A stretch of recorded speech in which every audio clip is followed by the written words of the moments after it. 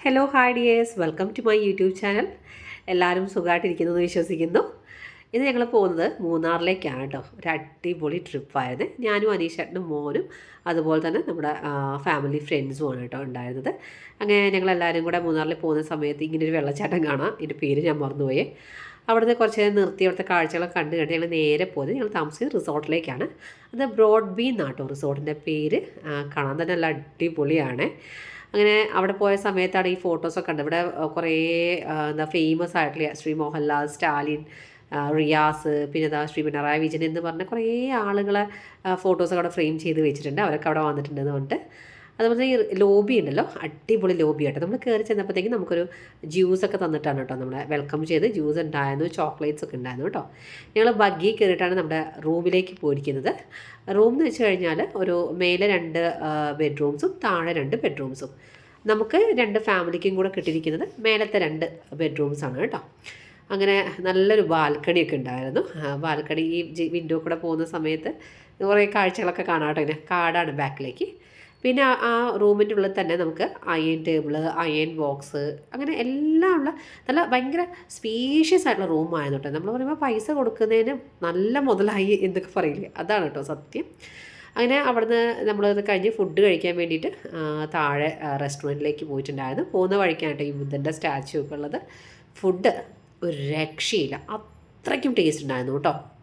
നമ്മൾ കഴിച്ച ഒരു ബുഫറ്റ് ആയിരുന്നു. കഴിച്ച ഓരോ സാധനവും നല്ല ടേസ്റ്റ് ഉള്ളൂ. അല്ലെങ്കിൽ എനിക്ക് ഏറ്റവും ഇഷ്ടപ്പെട്ടത് ഒരു പൊട്ടാറ്റോ ഫ്രൈ ഉണ്ടായിരുന്നു കേട്ടോ. വാവ്, അടിപൊളി. ഞാൻ സാധാരണ ഒരു പൊട്ടാറ്റോ ഫാനൊന്നും അല്ലായിരുന്നു, ബട്ട് അതെനിക്ക് ഭയങ്കര ഇഷ്ടമായി. അങ്ങനെ ഫുഡൊക്കെ കഴിച്ചിട്ടുണ്ടെങ്കിൽ നേരെ പോയത് ഒരു ബോട്ടിങ്ങിനാണ്. സത്യം പറഞ്ഞാൽ കുടുങ്ങിപ്പോയി എന്ന് പറഞ്ഞാൽ ഇത്രയും വലിയൊരു പെടൽ നമ്മൾ പെട്ടിട്ടില്ല.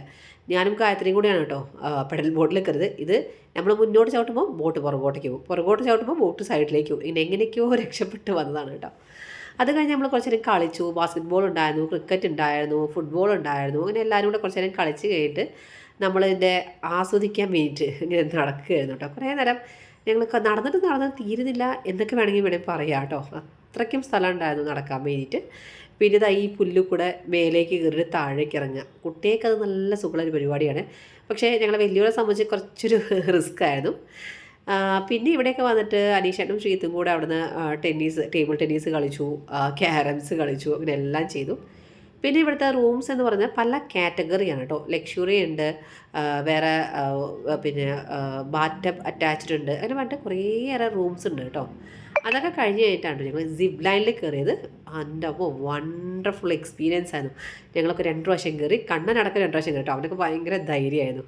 അത് കഴിഞ്ഞ് ഞങ്ങൾ വന്ന് ഈവനിങ്ങിൽ കോഫി കുടിച്ചു, ഒരു സമൂസയൊക്കെ ഉണ്ടായിരുന്നു കേട്ടോ. എല്ലാം കഴിഞ്ഞ് കഴിഞ്ഞിട്ടാണ് ഞങ്ങൾ സ്വിമ്മിംഗ് പൂളിലേക്ക് പോയത്. അങ്ങനെ സ്വിമ്മിംഗ് പൂളിലത്തെ കളിയൊക്കെ കഴിഞ്ഞ് കഴിഞ്ഞിട്ട് ഞങ്ങൾ നേരെ കുളിച്ച് വൃത്തിയായി നേരെ പാർക്കിലേക്ക് വന്നു. ചെറിയ കുട്ടിയൊക്കെ കളിക്കാനുള്ള റൈഡാണ്, എന്നാലും നമ്മൾ അവിടേക്ക് ഇരുന്ന് കുറേ നേരം റിലാക്സ് ചെയ്തിരുന്നു. സത്യം പറഞ്ഞാണല്ലോ ഒരു അടിപൊളി ദിവസം വെച്ചാൽ അടിപൊളി ദിവസമായിരുന്നു. അപ്പോൾ ഇത്രയേ ഉള്ളൂ. Thank you.